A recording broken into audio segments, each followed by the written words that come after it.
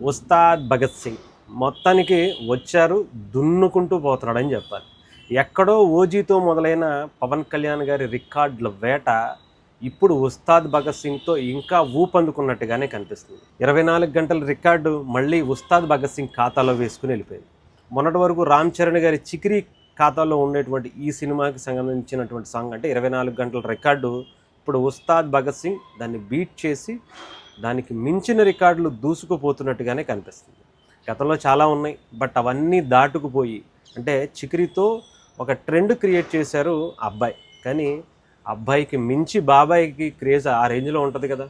అందుకనే పవన్ కళ్యాణ్ గారు ఉస్తాద్ భగత్ సింగ్కి దేక్లేంగే సాలే అనే సాంగ్తో జస్ట్ చిన్న టచ్ ఇచ్చారు. ఆ టచ్తోనే రికార్డుల వేట మొదలైంది ఉస్తాద్ భగత్ సింగ్కి అనుకోవచ్చు. 24 గంటల్లో 29.7 మిలియన్ వ్యూస్తో దూసుకుపోతుందని చెప్పాలి. ఇది ఎక్కడికి వెళ్ళిపోయిందంటే అది 24 గంటల్లోనే 29 మిలియన్ల 29.7 మిలియన్స్ వరకు వెళ్ళింది. ఇప్పుడు చూసుకుంటే దాదాపు 30 మిలియన్స్కి పైగానే దూసుకు వెళ్తుందని చెప్పాలి. ఇకపోతే గతంలో ఉండేటువంటి రికార్డ్స్ అటు కిసక్క సాంగ్ అంటే పుష్పాకి సంబంధించి, అంతకుముందు ఉన్నటువంటి రామ్ చరణ్ గారు ధూప్ సాంగ్కి సంబంధించి అలా కొన్ని మూడు ఉన్నాయి. అన్నీ కూడా పవన్ కళ్యాణ్ గారు వచ్చిన తర్వాత మొత్తం అన్నీ లొంగెట్టేసి ఉస్తాద్ భగత్ సింగ్ పేరు మీద మడతెట్టేసి లోపల దూసి ఆయన సరికొత్త రికార్డు క్రియేట్ చేసుకుంటూ వచ్చారు.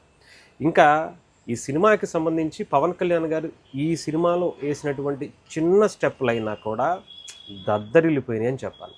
ఈ మధ్యకాలంలో పవన్ కళ్యాణ్ గారిని అలా చూడలేదనే చెప్పాలి. ఎందుకంటే ఆయన పొలిటికల్గా ఫుల్ బిజీ అయిపోయిన తర్వాత, రాజకీయాల్లోకి వచ్చిన తర్వాత ఇలాంటి పర్ఫార్మెన్స్, ఇలాంటి డాన్స్ మూమెంట్స్ ఆయన దగ్గర నుంచి మనం చూడలేకపోయామనే చెప్పాలి.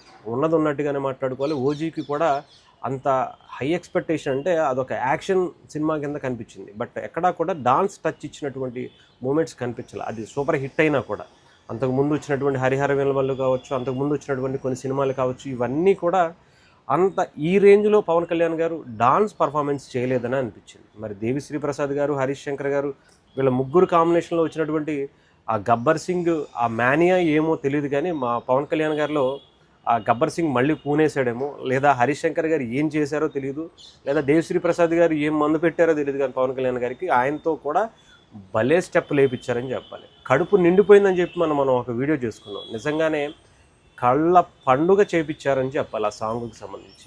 ఏదేమైనా సరే రికార్డుల వేట ఉస్తాద్ భగత్ సింగ్కి సంబంధించి జస్ట్ చిన్న టచ్తోనే మొదలుపెట్టేశారు. ఇంక ఈ సినిమాకి సంబంధించి సమ్మర్ వరకు అంటున్నారు.